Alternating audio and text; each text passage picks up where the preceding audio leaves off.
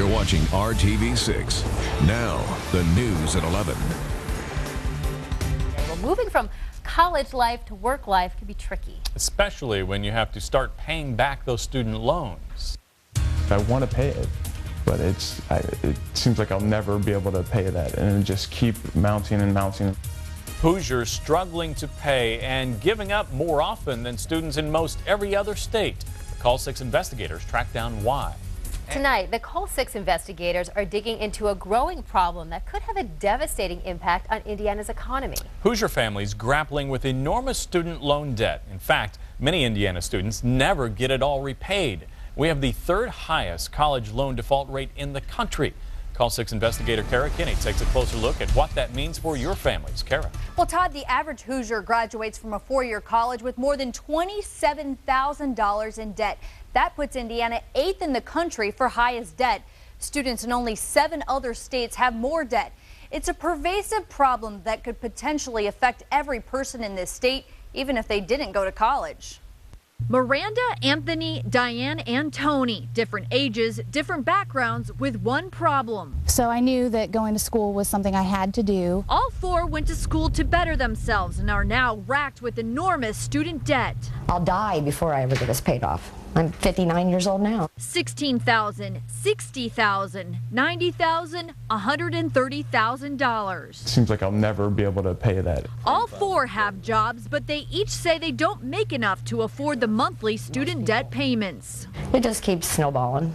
The effect is devastating. I don't see myself ever being able to buy a home. I need a car, and I don't know how I'm going to get a car. I can't get anything on credit, anything. So it's just, and I guess it's a life sentence, I don't know. A life sentence that's bad for every Hoosier, since the former students can't afford to make the major purchases that drive the local economy. It's almost impossible to get rid of a student loan. Bankruptcy attorney Mark Zuckerberg explains the rules for wiping out student loan debt are so stringent, very few people qualify for bankruptcy. You have to meet 3 rules. You have to be living at or near poverty level. You have to have made a good faith effort to try and pay the student loan back, and it is unlikely you'll ever be able to pay it back. Hoosiers are facing a perfect storm for a student loan debt crisis. Indiana families don't make much to start with. We rank 42nd in per capita personal income. Combine that with a tough job market, and many people are left with degrees but without work to pay their debt. There are a significant number of students who are in fact not working at the levels they thought they would be. Indiana Commissioner for Higher Education Teresa Lubber says another problem is the rising cost of tuition and fees. The average freshman at an Indiana public college or university paid $3,200 a year in 2000, $6,600 in 2011. Well, it is true that tuition and fees have gone up to the tune of about 100% since 2000.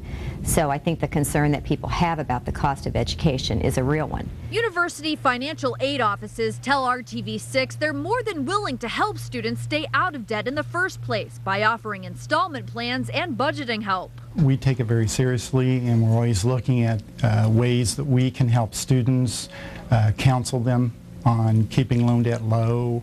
Students we talk with say when they filled out student loan applications to go to a university like this one, they say the lenders didn't fully explain what they were getting into.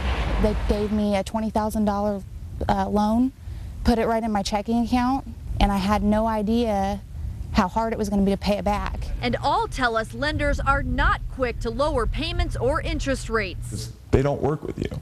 Scott Talbot is chief lobbyist for the Financial Services Roundtable, which represents all the major lenders. And lenders, both the government as well as private sector, are bending over backwards to work with borrowers. They're spreading out interest payments, they're lowering interest payments, they're waiving fees, they're changing the terms or amending the terms to make them more favorable. Talbot explains the industry is working to simplify contracts, but says it's still up to consumers to read the fine print and ask questions. Congress is considering legislation that would allow students to discharge their student loans through bankruptcy, something the Roundtable does not support. Lenders would adjust the interest rates to reflect that risk of dischargeability, and so everybody would end up paying more to finance their education. But many Hoosier families say bankruptcy is one way out of this mess, a way to become a financially productive member of society.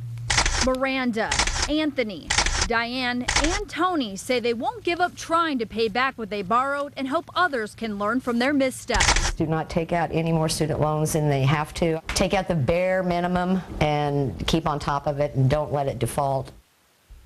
Commissioner Lubbers says don't let the state's high default rate discourage you from going to college. The unemployment rate is still double for people who have only a high school diploma.